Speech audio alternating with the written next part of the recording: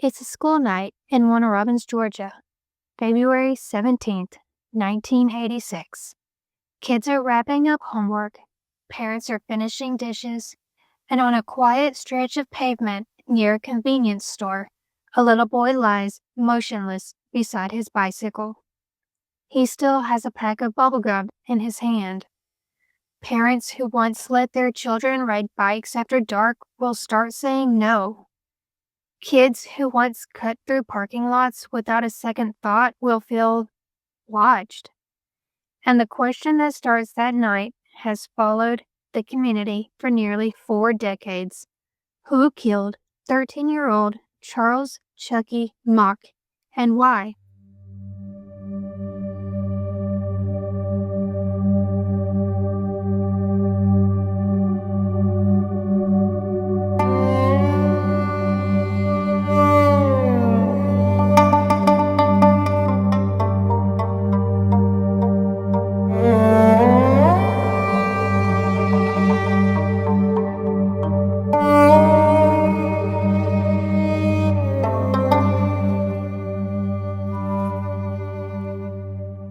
Hey y'all, welcome to episode 0 of your new favorite podcast, Southern Shadows, the show where we walk into the dark corners of the South's most haunting true crime stories is for true crime listeners who believe that every case deserves closure and that time doesn't erase the need for justice. I'm your host, Ashley Rackley, and today we're going to Warner Robins, Georgia, a military town, a little league town, and the kind of place where kids rode their bikes until the streetlights came on and the parents kept an eye on one another's children. On February 17th, 1986, that sense of safety was shattered when 13-year-old Charles Chucky Mock was shot in the back of the head near a corner store just after buying candy and gum. His murder remains unsolved to this day. Before we dive in, a quick disclaimer. Our goal at Southern Shadows is to remember victims with dignity and to learn from these stories, especially when it comes to teaching our kids how to move throughout the world more safely. All right, let's step into the shadows of Warner Robins, Georgia. To understand why this case still cuts so deep, we have to start with who Chucky was. Beyond the headlines, beyond the crime scene photos, beyond the words unsolved case. Charles Chucky Mock was born May 29th, 1972. He was a 7th grader, 13 years old, living in Warner Robins with his mom, Kathy, and his stepfather, Pete. His dad and his brother, Greg, were still present in his life as well. People who knew him described him as gregarious, the kind of kid who never met a stranger. He loved baseball and football. He loved riding his bike, and he even built his own bicycle and motorcycle. On visits with his father, he'd ride in the ultra-light plane, fearless in the sky, blue eyes as bright as the air around them. Chucky also remembered something. Friends also remembered something else about him. Chucky had a little entrepreneur's heart. Most school nights, he'd ride his bike to a nearby convenience store or the giant food store to buy gum and candy. The plan was simple. He'd sell that candy to classmates the next day at school for a small markup, of course. That meant extra pocket money and a sense of independence a lot of kids his age craved. He wasn't just buying gum. He was building his own tiny business. In 1986, the neighborhood behind the bowling alley off Burns Drive, it seemed normal, even good, that kids like Chucky would ride on their own after dark, pedaling between familiar streetlights through a community where everyone thought they knew everyone. This sense of routine, the normal, everyday rhythm of his life, is part of what makes this case so chilling. The killer didn't attack a kid sneaking off somewhere strange. They targeted a boy doing something he did all of the time. riding to the store for candy before bed. It's a town built around the military. Families rotating in and out, kids playing Little League on well-kept fields, local businesses built on the steady presence of the base. In the mid-1980s, Russell Parkway was already a busy road, with a bowling alley, small restaurants, and a grocery store in the area where Chucky and his friends liked to hang out. Behind that commercial stretch was a neighborhood of modest homes where kids would slip from backyards to parking lots in a matter of minutes. If you were a kid there in the 80s, you knew the routine. Ride bikes to the bowling alley, cut across the parking lot, swing by the convenience store to grab a soda, chips, or gum, then head home when it started getting late. It felt safe enough that parents allowed that freedom. Captain John Holland of the Houston County Sheriff's Office, an investigator who's worked this case for years, has said that after Chucky's murder, that changed. Parents stopped letting kids ride their bikes at night. They kept them closer, more sheltered, because if something like this could happen in Warner Robins, it felt like it could happen anywhere. But on that Friday night in 1986, that lesson hadn't been written yet. It started like any other school night. February 17th was a regular Monday. Chucky went to school, came home, and that evening he met up with friends to ride bikes around the neighborhood, as they often did. Neighbors would later describe a group of kids jumping a little rail Chucky had set up, doing tricks, laughing, and just being 13-year-old boys. One of his childhood friends, Jason Cranford, remembers them all splitting up to go home around the same time. Jason went one way, Chucky went another, towards the store to buy gum for his mini business at school the next day. It was sometime after 7:45 p.m. when Chucky headed to the store. The exact times differ a little across reports, but witnesses generally place the crucial moments somewhere around 8 o'clock to 8:15 p.m.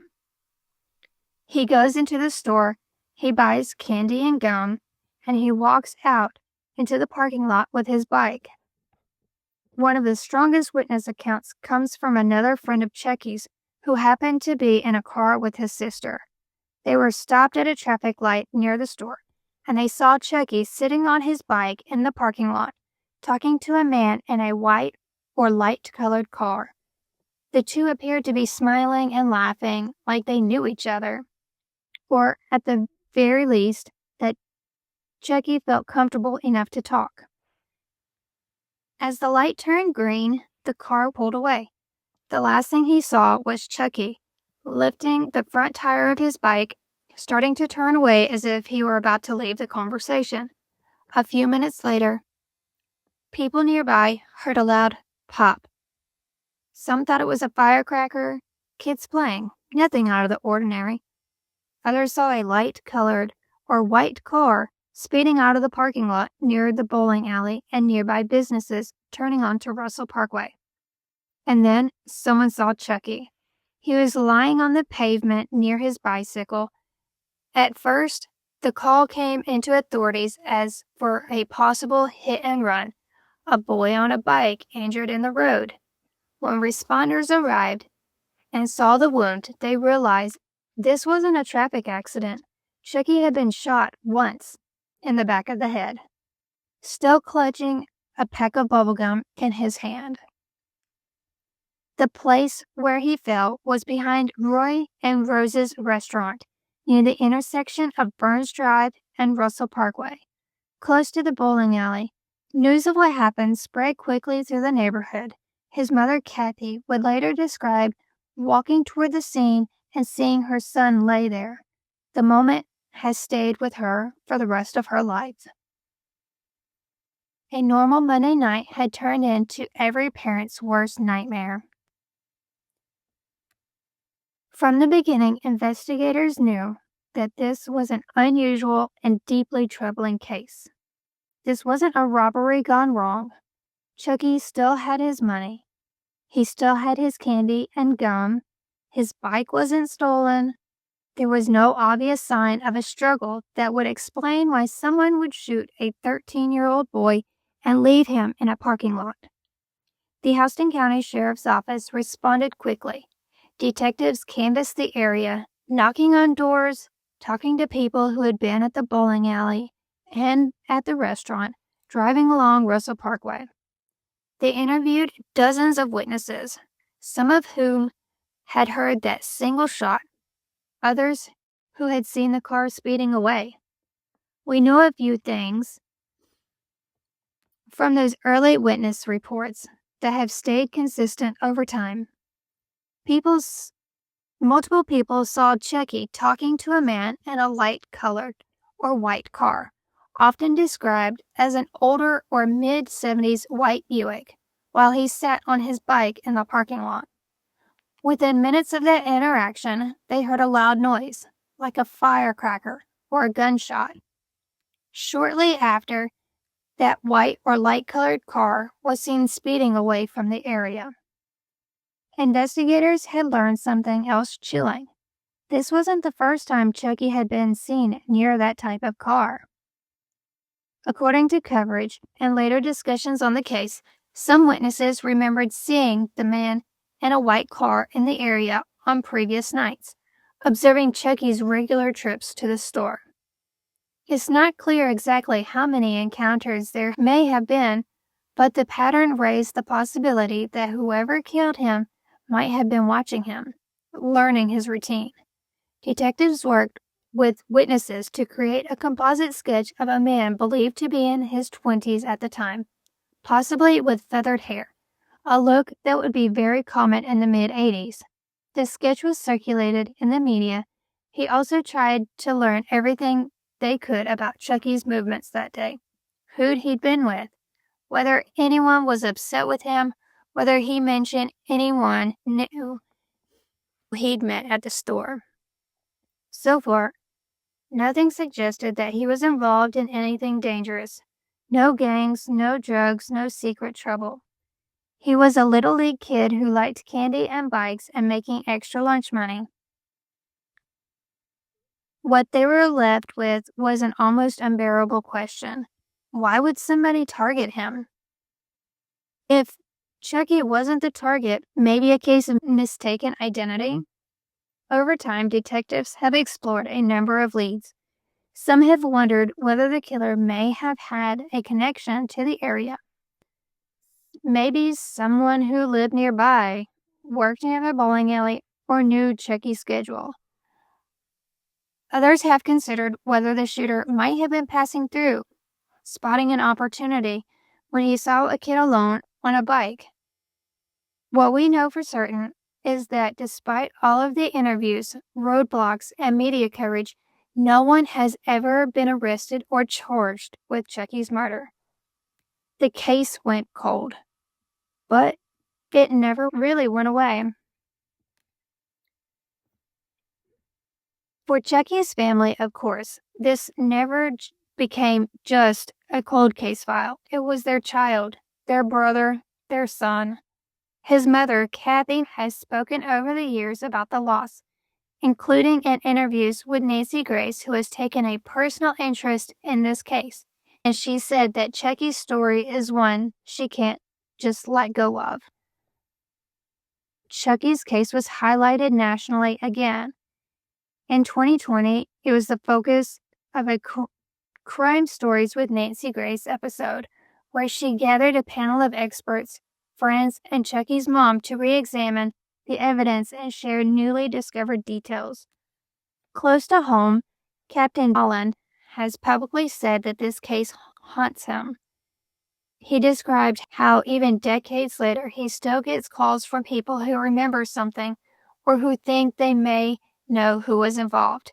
It is an active investigation.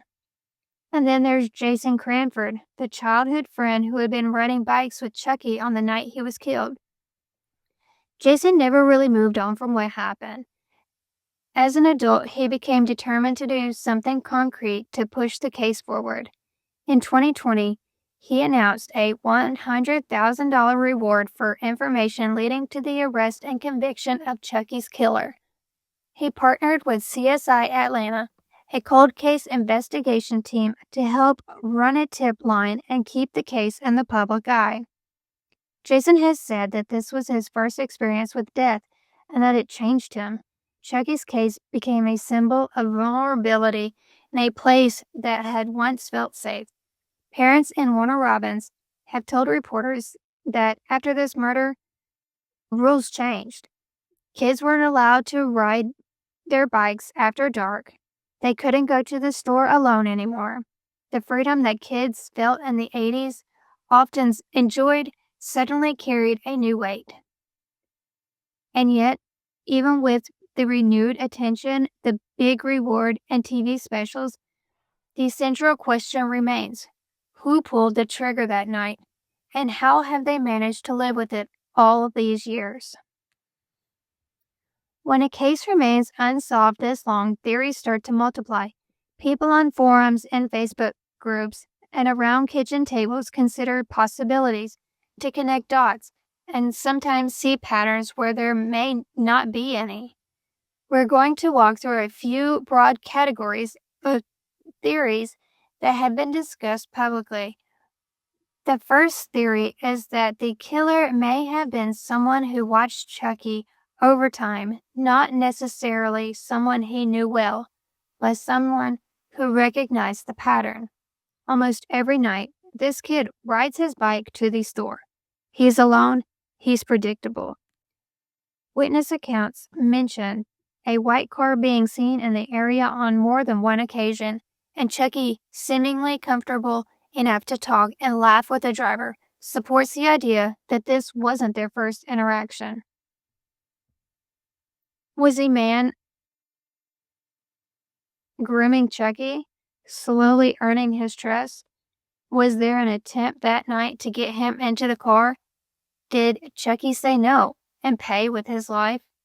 Some experts have suggested that if the killer was trying to coerce Chucky into the vehicle and he resisted or threatened to tell someone, the shooter might have responded impulsively and then panicked.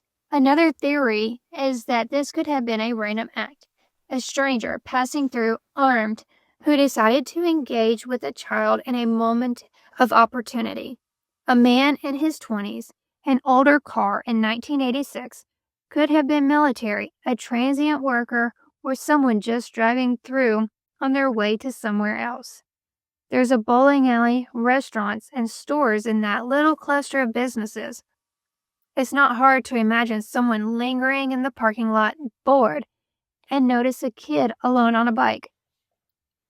The randomness is part of what makes this theory so frightening. If it's true, it means Chucky couldn't do anything more than be in the wrong place at the wrong time with the wrong person. The third theory is that there might be a piece of Chucky's life we still don't know. Some conflict, some secret, some encounter earlier that day or week that investigators haven't been able to connect to the murder. It is important to say here, there is no public evidence that Chucky was involved in criminal activity. Everything we know from law enforcement and from people who know him paints a picture of an active, friendly, sports-loving kid who liked making a little money selling candy at school. But when detectives work on a case, they have to consider every possibility. It's conceivable that he witnessed something, angered someone older without realizing it, or became a target for reasons that weren't obvious to the people around him. People have speculated about potential connections between Chucky's murder and other unsolved crimes, usually based on surface similarities like age, location, or the method of attack.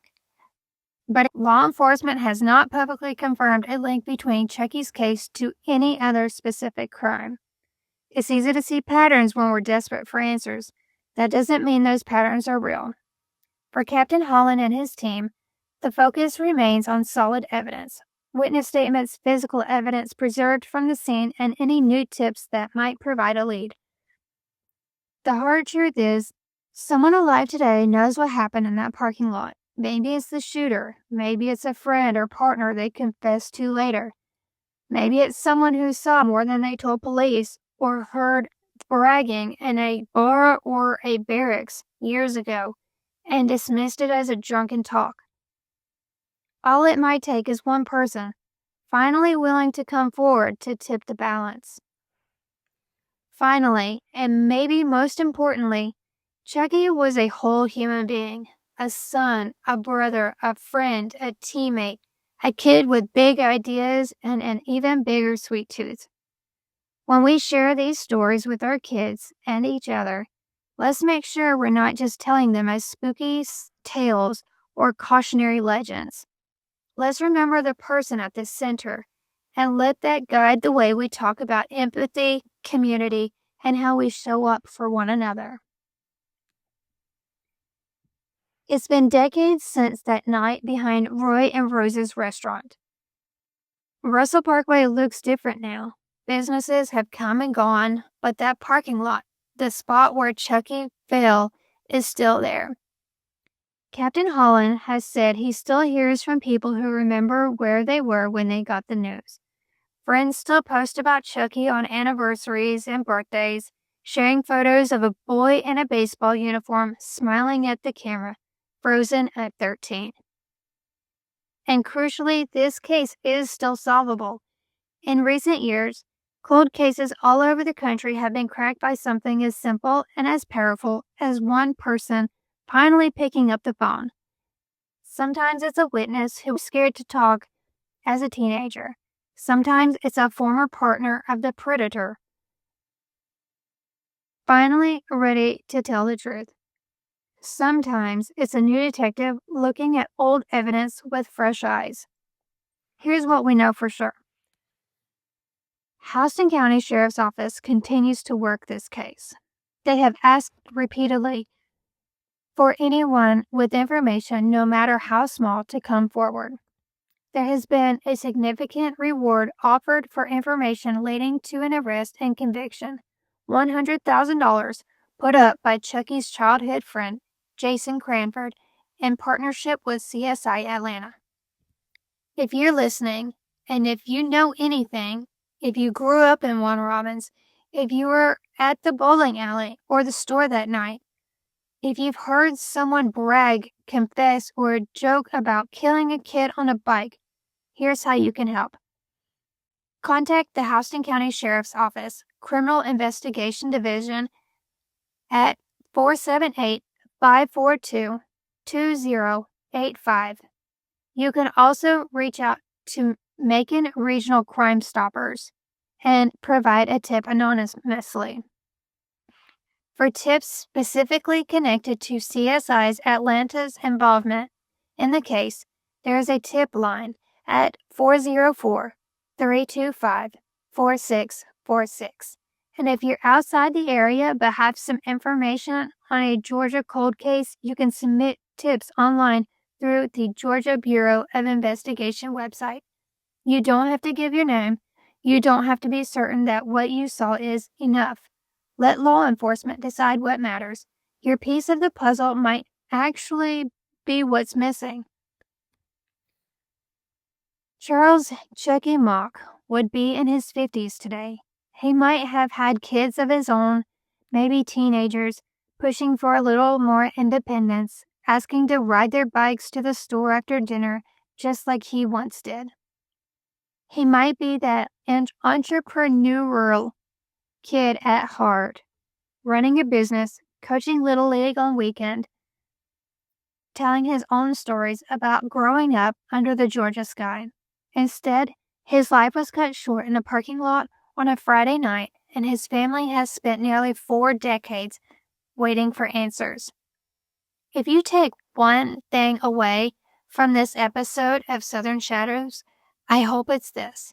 First, that Chucky was a real child, funny, bright, and loved, not just a name in a cold case file.